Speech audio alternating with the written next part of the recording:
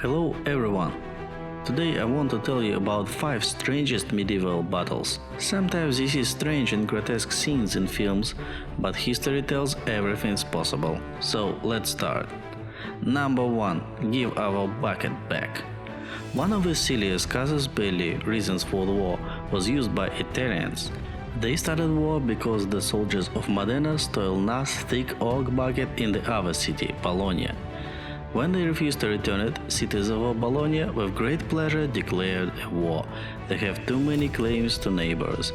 Unfortunately for Bologna, soldiers of Modena was not good not only at stealing, but at fighting it too. Injustice won. Number 2. It was a great show at least. During the 100 Years' War, there was part of it named War for Brittany's Succession. During that time appeared second strangest fight in the medieval history, Combat of 30. English and French commanders decided to fight their own forces of 30 men, without army. There were even spectators and wine as doping. At one moment they even decided to take a break for wine, pea and 18 wouldn't. After a short break they fought on. French won, scoring 9 dead Englishmen. I even made a video about this fight and strongly recommend to watch it. You can find it in the link above. Number 3. Grunwald Battle. One of the most famous and important battles in the history of Poland was Grunwald Battle, where allied forces of Polish, Tatar and Russian warriors from Smolensk fought Teutonic Order. The interesting thing was Knight of Order dig a whole bunch of covered pitfalls with spikes inside it. Somehow Polish King Jagiello reckoned of these traps. Next morning, 2 armies formed the battle orders ready to fight. It was hot. Usually, before the battle, King make acolyte of perspective knights. Jagiello acolyted all possible perspective knights. It was the most massive acolyte in history.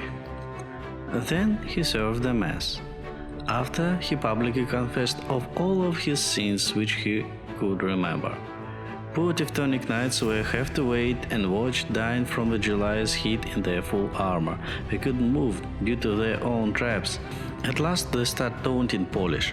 Jagiello sent his light infantry to the front, which can easily notice traps and avoid them, and all the cavalry, despite Teutonic expectations, from flanks.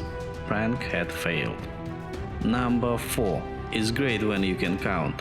How many did we lose? Gawain, Hector, and Bors, that's 5. Frita, 3.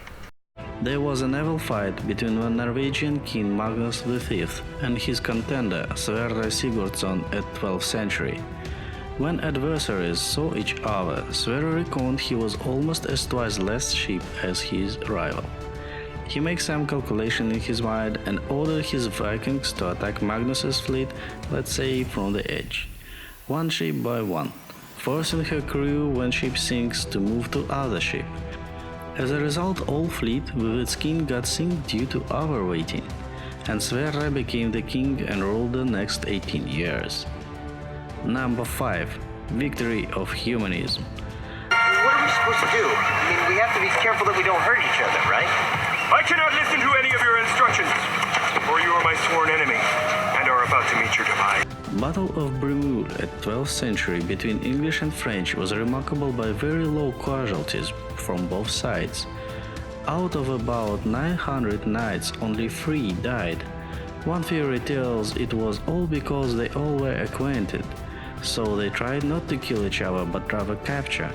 The other theory tells they wanted to get ransom for these captured knights. And of course you cannot get ransom for the dead, you know. So if the last theory is true, greed became even more powerful than death itself.